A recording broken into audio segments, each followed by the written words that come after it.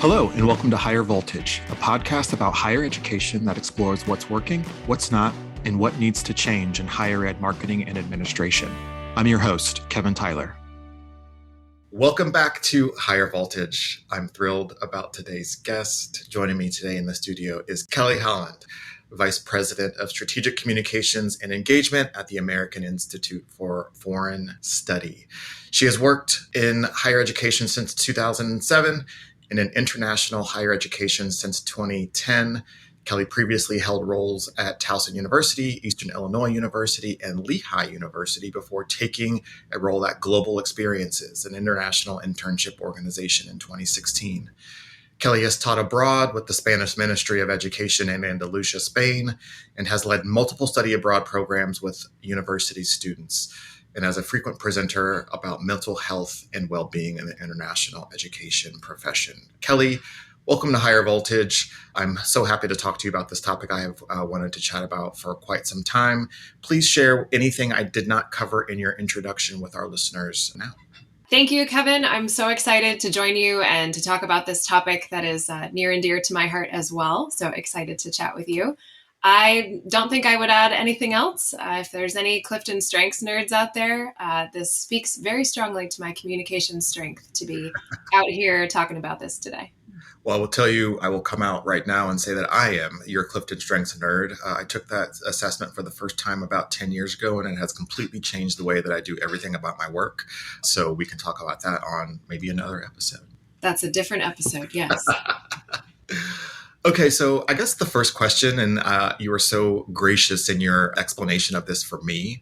I've always called study abroad, but you were thoughtful to share with me that international education is really more of the phrase that we should be using. Can you talk about the differences between the two and why international education is the preferred phrase for what we're talking about today? Definitely. I think it's a good way to distinguish the different types of opportunities that are out there, whether you're talking to a student audience or talking with families, even working with universities and talking to advisors who are working directly with students or faculty who are teaching students. There are so many things that you can do abroad. I am a study abroad student, and I would still say that because when I was in college as an undergrad, I went abroad during my junior year in the spring semester. Because of language, stayed with a host family. I ticked all the very stereotypical boxes. So it was not until I went to Eastern Illinois University when I first really found out about short-term programming, what we call custom faculty-led programming, where you are led by a faculty member or a staff member from your home institution, typically for only 2 to 4 to 6 weeks, which is stunning when you think about semester-long programming. So it's really important to be inclusive in that way. And we name things like study abroad, which could be studying at a host institution overseas. It could be that faculty-led option I mentioned. It could also be intern abroad, in which case you could be interning with a combination, a study plus intern program. You could intern full-time with some organizations. You could be doing service learning, volunteer work. There are so many different ways now where students and adults can go abroad and experience international education. I think that's a really nice table setting for the conversation we're about to have. And it's one that I've been looking forward to, as I mentioned at the top of the show, that I've been looking forward to talking about a lot. And that is how we market international education opportunities in a world that looks the way that it does now, right? It is much different than when I was in college, decades and decades and decades ago, that the semester at seas and the conversation around it was somewhat different. And we are now coming into a world where authoritarianism is on the rise. We have other kind of global scenarios that are happening. And I'm curious what the conversation looks like when we start talking about marketing higher education from an international experiences perspective. And so because there's so much going on in the world right now that impacts students and how they consider higher education, whether it's political turmoil, campus protests, how students even consider the very value of a college degree, has that changed how you talk about international education or study abroad and how it's marketed to 18 to 21-year-olds? It's a great question. I think that probably the core point I would like to say is that it still matters as much as it did previously in my generation, in our parents' generation, and before, when the European tour was a thing that folks were doing in the US. And there's a reason for that. It's really important, arguably now more than ever, that we have a responsibility to make sure that students not only know and that their families are aware of the opportunity, but how to get it.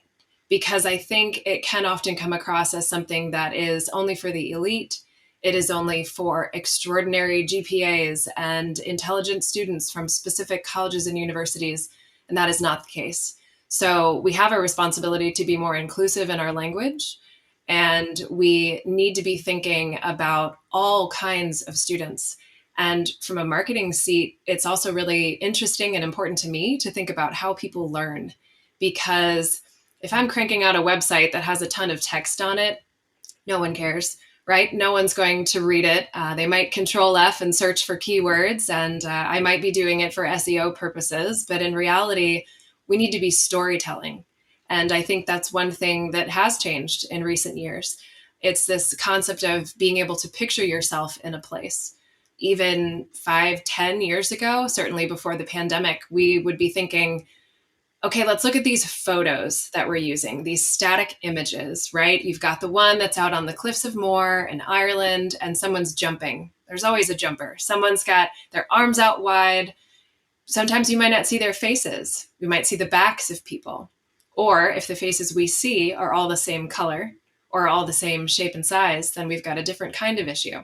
So I think over time, we've been thinking about not only who is telling the story. Is this students who are predominantly white speaking to students who are predominantly white? We know that 70% of the students that currently go abroad are white and female. How do we get those other stories in there? And how do we get that out to a wider audience of not just students, but also their families, their staff, folks who support them all through their college experience? I really appreciate the lens that you're taking around diversity and inclusion and these opportunities and experiences. And I'm curious if you can just speak from a high level of like what the demographics look like. You already shared one, but what about some of the other demographic inputs that you can share about who is participating in these experiences and opportunities? Because I do agree with you that I think that there is a way that you could argue that international experiences are reserved for a certain type of population. Sure. And I feel like it's a stereotype that we are constantly thinking about. It's not one that I want us to forget about because it's historical and it's important that we keep it in mind when we're doing our work currently. And I'll point to the IIE Open Doors report. So that recently came out this week. It is International Education Week. And that report has now been on, I believe this is their 75th anniversary. So this is a data set that tells us not only who is going abroad, so I would refer to that as outbound US students who are headed outside of the US, but also inbound, so those international students who are coming to the US to be hosted here. And this is important for a whole lot of reasons, right? We're looking at things like how much does bringing in international students affect the economy, right? What is that bringing in? And when we're thinking about what kind of programs do we offer on our campuses, both here and abroad.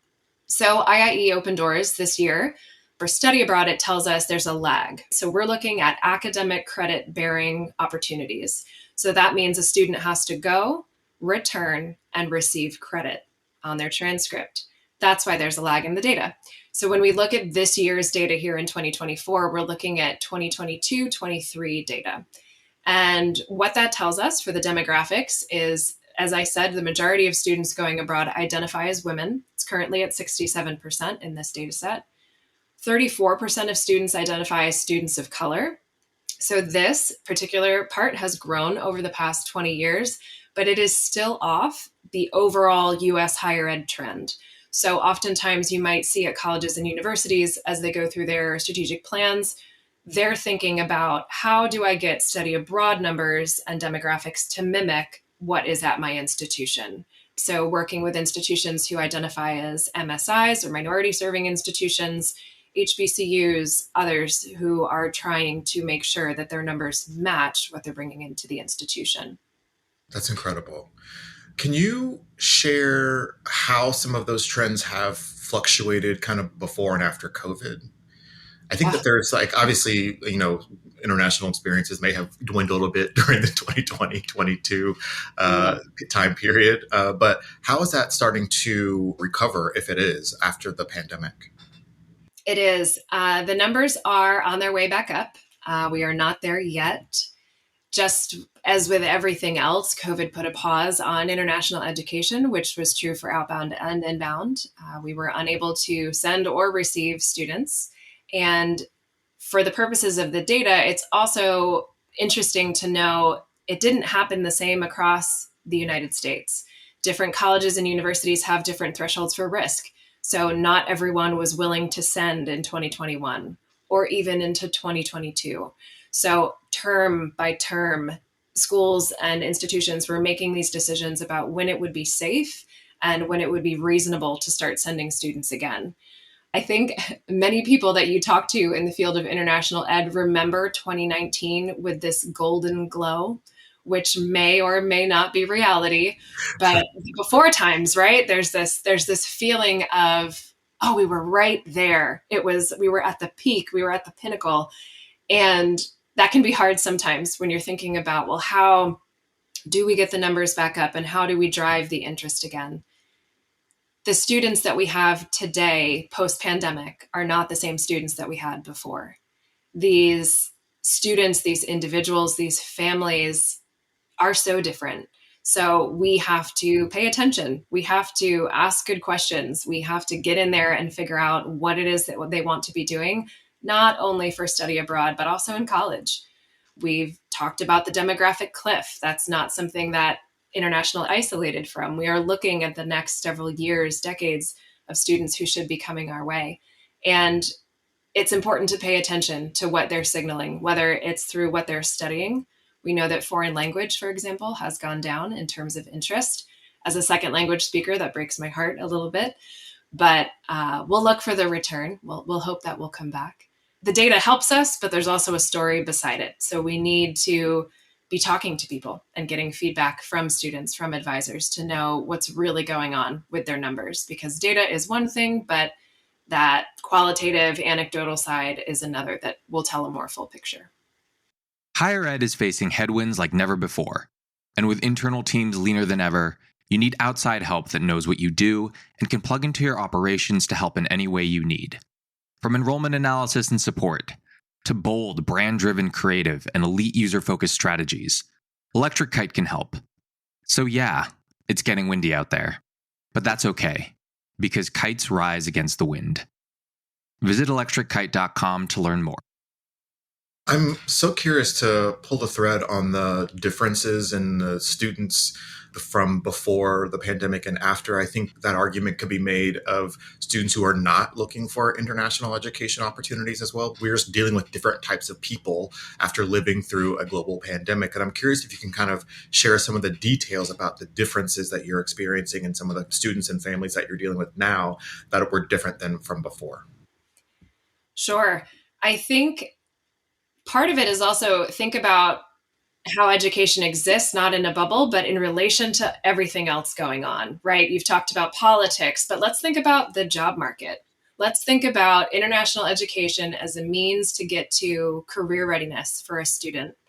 We know that NACE uses career competencies, for example. So NACE being National Association for Colleges and Employers. And they are thinking about, well, what are students' intercultural capabilities? And our question is, how are students going to get that if they don't leave their campus or their city or explore their community or get out abroad? One area that I did not mention earlier, which is worth pointing out, is study away. And this phrase has to do with domestic study abroad.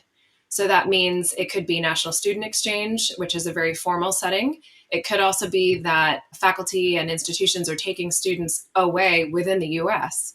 They might live and work in Maryland and they're going to Arizona on spring break and things like that. So I think that is a reflection of risk and how we interpret risk and risk tolerance of students and families, because going to Arizona sounds a little bit more palatable than going to Spain or going to, somewhere further away.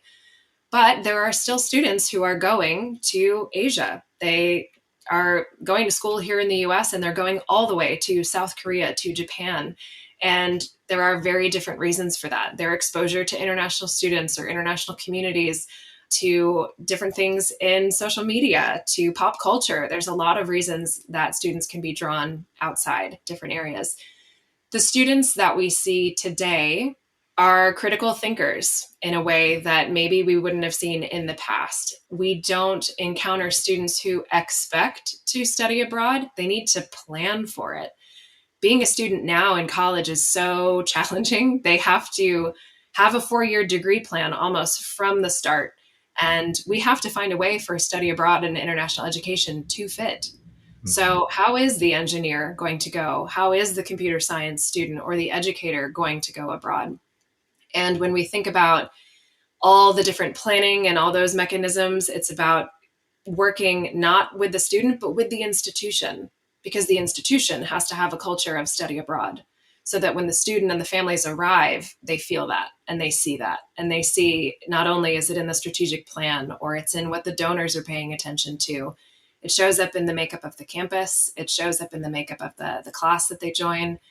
And so I think between risk and, in general, anxiety is another one that I'll point to. We know that coming out of the pandemic, I think all of us are probably a little bit more anxious. And a good place to point to this in relation to international ed is academic credit. So there are processes in place so that when students take courses abroad, they need to be articulated back into their U.S. institution to be on their U.S. transcript. And there can be uncertainty tied to that. We're working with different host institutions, host countries, different educational systems in terms of how credits are given and granted and the timing. And that may sound like a small piece of anxiety, but when you're trying to graduate on time, it can really matter. So risk, anxiety, those both sound like negative things, but I would also add resilience. I want to give you a positive thing here. One of the things that I've been thinking about in addition to how folks learn is also asset-based language. We talk about that in our organization, and we have an excellent director of inclusion initiatives who I think has given me a lot to think about over the past few years that she's been working with us. And one of those things is trying to find the positive in what we're talking about. We work a lot with first generation students as an example. And when I think about resilience, I think about them. And I am one, so I'll be resilient too. But I think sometimes when we talk about first generation students as an example, if we were to lean deficit model language, we'd be saying they need a lot of hand-holding. But in reality, the first generation student is very well equipped to handle a lot of information. They are coming to college on their own, trying it on their own. Maybe they need more time, but if you give them the information up front, they can rise to the occasion. And so I think in the mix of this risk and anxiety, I also see resilience. I see students who are focused and ready to go. I love every second of what you've just said. I love that it feels like an opportunity that is for everyone. I have never thought of international education in this frame before. So I'm really grateful for the time you're spending talking through this with me today. I was raised by parents who really valued exposure to things. Like they were always sending us to things so we would have a sense of how the world kind of worked. And as an adult now who is, somewhat regretful for not taking advantage of the study abroad opportunities and international opportunities that existed at my institution, University of Pittsburgh, back in the day, I have grown into an avid traveler with my partner. We go on trips every year. We come back with these lessons learned around the exposure. We learn about other cultures through all the things that you learned about culture. I'm curious about how you talk about the benefits of an international education experience in the context of today's political climate, because it feels like in some places it can become like a sensitive conversation when you talk about exposure to other types of people, cultures, food, diversity, all these kinds of words that become almost lightning rods in our country. How do you go about relaying all of the really incredible benefits of exposure of this type in international education? You make a great point about this concept of exposure, right? How do we know unless we get out there and see it or feel it ourselves? I think that's why storytelling really steps up in this situation and where we find ourselves today. We are in the thick of it with DEI legislation. And there are many institutions. AIFS Abroad works with several hundred across the US. And there are some who have indicated to us a whole variety of different concerns that they cannot use the word diversity any longer, that they cannot have staff that hold those titles, that they cannot market these programs, that they just are running into so many different things. Recently, just this week, someone shared with me that scholarships had to be reviewed at a higher level because they were using these key words. And it makes my head explode a little bit. But this is where we hope that organizations that are private or nonprofit and not held to some things that state institutions may be, is that we are stepping in to fill that need. And what that means is if they can't run a Black in Paris program, we can. And we can open it up and we can generate that interest and bring those students, those faculty, whomever is there. That's the big one to step into, right? And it's training. It's conversations that, again, our Director of Inclusion Initiatives may hold here internally with our company. And many of us are remote, so they're often online. She's connected with our on-site staff, but it's going onto campuses and doing that for them. But always being mindful of the language that's currently appropriate on that campus. So sometimes we might hear belonging instead, or people are starting to use different types of language. Our messaging will not change. It will remain the same, that is available for everyone. But we are in a very privileged situation that we're able to do that. So some of the interesting things that we've been doing that I find impactful have been listening circles. So kind of a pretty neutral situation to just pop up and hold space for these conversations so that people can come and not only let us know what they're experiencing on their campuses, but let each other know. Because if we're sticking with the topic of resilience, I will tell you that practitioners in international education are particularly resilient. Many of us worked through the pandemic, and prior to that, we were working through 9/11 or bird flu or who knows what else, right? Different world incidents where we've had terrorist attacks and things like that. And international ed has persisted this entire time. And so there's a lot of thinking about, okay, I heard what you said that we're not supposed to do that. And I see where it came from, but I still believe that international education matters. So how do I get there? And so there's a lot of resourceful people in international ed who are working to make sure that those messages are still getting out. That's wild. What's the relationship between, like, when it comes to the nuts and bolts, like marketing, like getting it done? What's the relationship look like between you and the institution? Like, what's it look like? Yeah, great question. Really depends on the institution. Of course. So let's say, for example, we've got a big flagship university that has a lot of folks in the office, and they've probably got a rockin' student staff, and they've got graduate assistants and different folks who can chip in terms of social media, marketing, blogs, writing, content, different things like that. Other institutions might be smaller, just in office size, so not a lot of resources. And we would call those folks one-person offices. Those are pretty common in study abroad in particular. And they may need us a little bit more. So that could be that we are working together on something like a flyer, right? So we're creating something in print. Again, coming back to how do different people learn? So what is it that's going to be impactful on their campus? Social media for us will continue to be, I think, a big avenue. And one of the things that is the most useful in terms of storytelling is an Instagram takeover. It's getting students who are currently on site from these different institutions. They go online for a period of 24 hours, and then that story can be saved and shared back to their institution. And then, of course, the student has that 15 minutes of fame as a celebrity in their location, and they can share that back. And then also the school can use it to say, this is what a marketing student at our institution did in Madrid. And this is what you could do as a marketing student. Some of the marketing pieces, I think, that are becoming more prevalent have to do with that academic credit and thinking about the majors that the students are involved in. Are you a business student? Are you a STEM student? What is it that you're studying, and why would you go abroad? So there's a little bit of thinking about the benefits of studying abroad. Why would you do it? Why would you intern instead of study abroad? Coming back to career readiness and things like that we can point to. So sometimes it's offering content that they can reuse on their own, or going as far as social media, videos, things like that. So it's a collaborative process, which I think all of us really benefit from. We at an organization learn a lot about the processes and the hurdles, the challenges, the benefits at universities. And that's helpful too, because then we can also, I guess, matchmake in a way.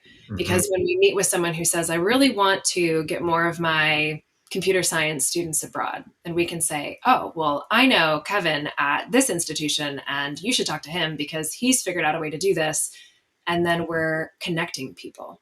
So it's not just marketing. It's, yes, we can help you market your program, but also we can put you in touch with someone else. So the international education field has a really robust network of individuals, and it's also changing. There's a lot of new people who are joining, and, as folks retire and new folks join, it's heartening to see that people continue to join international education positions, especially coming out of COVID.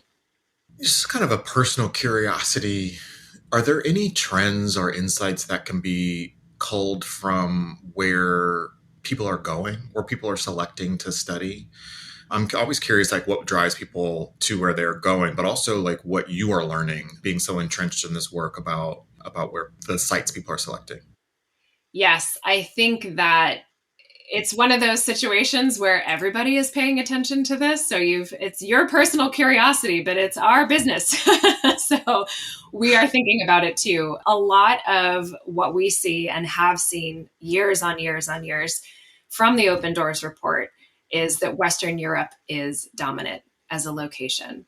And that could be a whole different episode. You and I could talk about why are they all going to Italy? What is it that draws students to Italy when we know that Italian foreign language programs are not prevalent across the US? And what is it that brings them there? What is it that brings them to the UK, predominantly to London, to Spain? So Spain is where I studied abroad. So of course, I always am thrilled to hear when students want to go to Spain. But they have been in the top 3 for a long time: Italy, the UK, and Spain. And we're talking like thousands of students, right? So I'll give you an example from this year's Open Doors. 41,840 to Italy, 35,018 to the UK. So even that gap is wild, right? There's Right. a lot of students going to Italy. So I should also mention that we've got France, Ireland, Japan, Germany, and Costa Rica rounding out the top 8. So they are not all in Western Europe. But one of the things we find in working with colleges is typically the administration may say, well, we believe that students should or could or definitely need to go to, let's say, Asia, right, for 1,000 reasons. But the student population, for whatever reason, is not interested. It's not somewhere they want to go, or they're not familiar with it. So we've got to do some background education.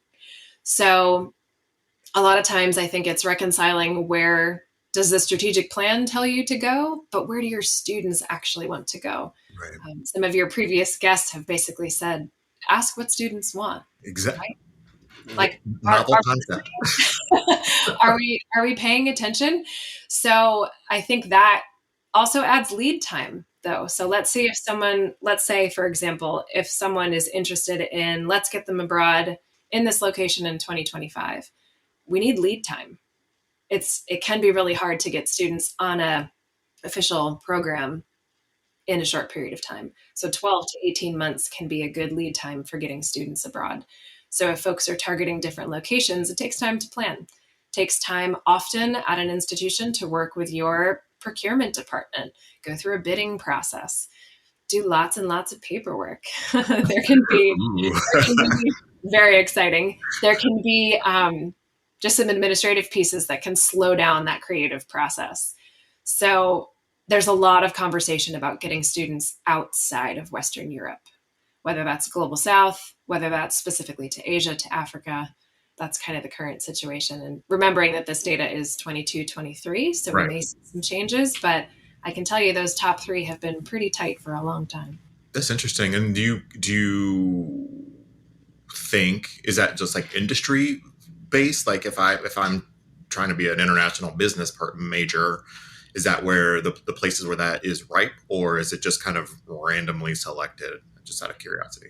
Well, we've got fields of study as well. So this is also something to think about, is who's going abroad when you think about what are they studying. Open Doors tells us in 22-23 that in the majority of students, when we're looking at their majors, the fields of study, is that 20% are from business and management. So yes, your international business majors, and social sciences. So that's another 18%.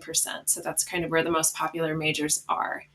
Is that why they're going to Italy, the UK, and Spain? I don't think they're related. I think that we might find, if we dig into the data, which I have not yet had the chance to do, business majors are going a lot of different places. It could be a few things. What's available to them, which means what has their college or university offered to them, or what have they found on their own? It could also be word of mouth. It's really important to remember that that storytelling piece is when students have gone to Florence and had an amazing time and come home and tell everyone about Florence. Then the effort there after the fact is someone comes into a study abroad advisor's office and says, well, Kevin told me that Florence was amazing. I'd like to go to Florence. Yeah. And so those locations, I think in particular, really lend themselves to that. They're also pretty prevalent on social media. Yeah. Italy gets named for many, many, many things. London comes up often as a huge metropolitan city. Spain's a little bit different. Spain has so many different cities and so many different vibes and feelings and food and Dialects.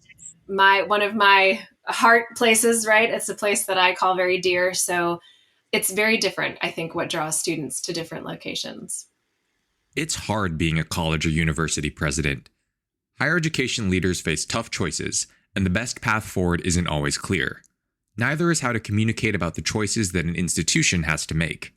Trusted Voices explores the complex intersection of leadership and communication. Each episode, hosts Teresa Valerio Parrott and Aaron Hennessy chat with university presidents, industry thought leaders, and each other about the latest news in the industry and the challenges and opportunities facing those in the most visible roles in higher ed. Listen to Trusted Voices on the Volt Podcast Network, wherever you get your podcasts.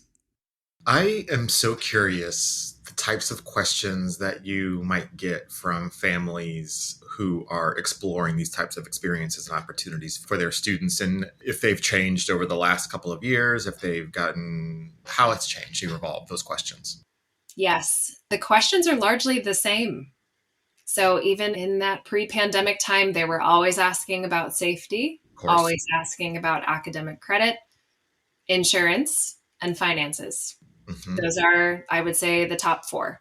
We were just having a discussion about this week because we are super focused on families as stakeholders in terms of international education. So this is a space where not only the student studies abroad. Students are part of a unit. They've got a support network. They could be making decisions not only to what to enroll in on campus, but also what to do off campus. Right. Where should I work? Where should I intern? Should I go abroad? If so, where?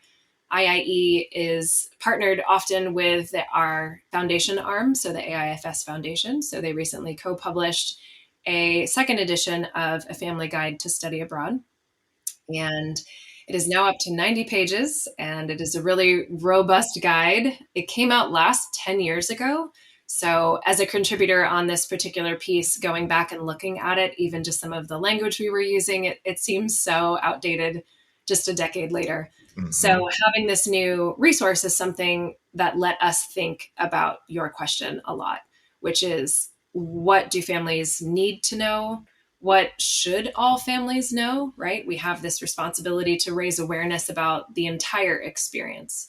So not just that it's beautiful and you could take that jump photo in that certain location, right, but also there are safety considerations and definitely financial considerations. So a lot of times when we're talking about families, we're talking along the lines of those probably four core things. I think that it's such an interesting idea to be someone in college, living in another country, getting credit for the things that you need to get credit for, and coming back with these rich stories. You shared the social media piece around the takeovers on Instagram. You've shared the importance of storytelling. How else do you leverage the alums who are coming back, for lack of a better phrase, in your marketing efforts that really feels like new, innovative, that other kind of on-campus marketers might be able to borrow or learn from? Absolutely. I think that in the same way that alumni are incredibly meaningful components of a marketing strategy at an institution, the same is true when they come back from a international ed experience. We and many other organizations have alumni ambassador programs, and they really can range in structure. What we're doing is inviting students to kind of continue their experience a bit, right? Because reentry is a real thing. Yeah. For individuals to come home after a really impactful experience, they're going to go through reverse culture shock. And maybe now more so than ever, it will be wildly important to support students who are coming home this spring, this summer, coming in with a new administration and just lots of different changes here in the US as well. And so there is a section in the guide specific to reentry because it's important that we look at the experience before, during, and after. So we want to make sure we're thinking about it holistically. So what I would suggest for marketing purposes is when you work with alumni, you're inviting them to tell their story, but they also need to remember the whole experience, not just that one really cool thing that they did, but asking really critical questions, right? The 5 whys, get them to continually explain why to you. Why did they go in the first place? Why did they choose Spain or Italy? What did your mom say, right? What were the courses that you took and things like that? I think starting to do that with Instagram takeovers and spaces where we can see the students' perspective, it's become even more valuable to get the family's perspective, whether that's in an interview or a podcast or just different ways where you can say, we recognize that you're making these decisions as a group. It's not so often that students would make this decision alone or independently. They're likely bouncing ideas off of someone. So it's also important to think about the language we're using. You and I had a chance to talk about this briefly, the difference between parent, family, support network, or support system. And so it's acknowledging that students now, even first generation students in particular, may be supported by a whole range of different people. So making those things available to a variety of people, letting the student select who needs that additional information. I very much appreciate that. It feels like you deal in cultural exposure and experiences in the way that you do business reflects that sensitivity, right? And thinking about how we are being inclusive in our terminology, how are we being inclusive in who we are marketing to? And I think that that is a critical part around being like, and I hate to use this word right here, authentic in how we are telling our own story.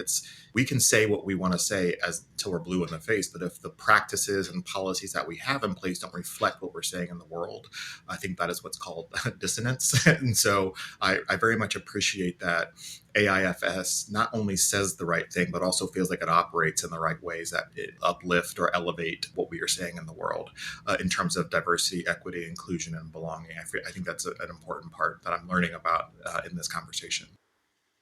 Thank you for saying that. I think what our colleagues would probably say is it's a practice and it takes a lot of work. It also takes a lot of intentionality and really just being open to conversations about, we really could have said this better, or if we chose to do this differently, what would we do? So I think there's a lot of times we have the ability for continuous feedback, which is super important. With international ed, it's, to your point, the stereotype about study abroad only being available to a certain group of people is something that has to be talked about all the time by all sorts of people so that we can bring it into a wider group and open access to it. So thank you for that. No problem. Thank you for that. My last question is one I ask every person who comes on the show, and that is what you think higher ed is going to look like in about 5 to 10 years from your perspective. I will tell you, true confession, I took this question to several friends and colleagues and had a grand old time talking about what we thought might happen. So thank you for that invitation.